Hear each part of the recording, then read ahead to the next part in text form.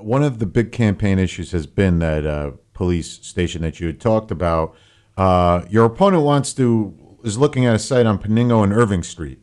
They think that that's the best way. You have concerns that that is going to be the most expensive option out of a number of options there. Absolutely, it definitely will be the most expensive option. Let's try to reduce this to keep it simple, so it's apples to apples. The village, when I was mayor, I was concerned we were spending good money after bad, putting it into the existing police station. So I recommended that we do a study, and we did. And one of the studies was to purchase an existing building, 42,000 square feet, rehabilitate it to be an integrated village hall, similar in concept to what they want to do over at Irving Avenue. Okay, so basically, that cost $28 million. Okay. So this one is 40. In fact, I have the project budget, $42,143,905. I'm interested you brought this because when I spoke with your opponent for the article that's on LoHud.com, he had mentioned that the numbers were your own personal estimates, not anything that you. This is from the July 7th. The paper I have put in front of you is from the July 7th Board of Trustees packet. He was on the board. He received the packet.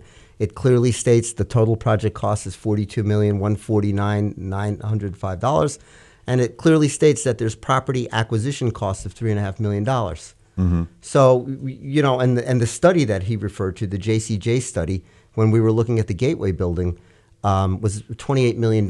And frankly, we didn't move forward with that approach because selling the existing village hall, which is $9.5 million of outstanding debt, I could show you the debt schedule too, actually, online.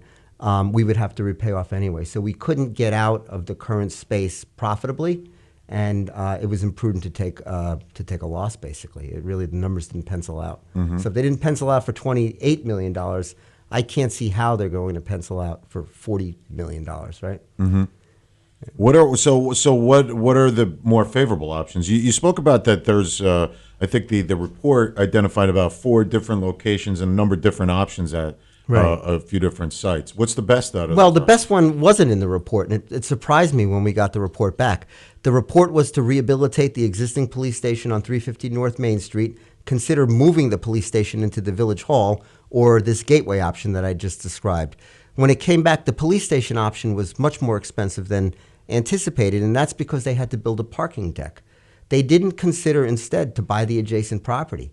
The adjacent property, which is a warehouse, Stylman Retail is their warehouse, it's on the tax rolls for around $1.3 million. Mm-hmm. So the acquisition cost is small. It's 0.6 acres, so if you just leveled it and made it a parking lot instead of a deck, you'd eliminate $4 million, $4+ million on a deck in the rehabilitation scheme.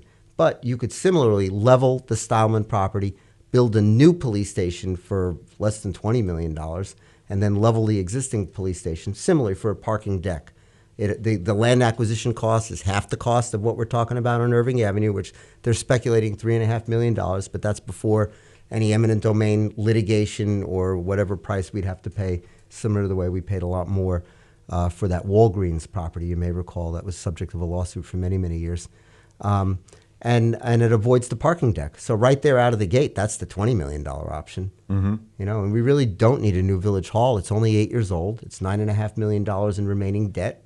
The town of Rye, to which every Portchester taxpayer pays taxes to, just spent $1 million to move their offices into it. So the way I look at it, Mark, the $9.5 in outstanding debt that we would be flushing away, the $1 million to moving the Rye Town offices we would be flushing away, that's flushing away $10 million.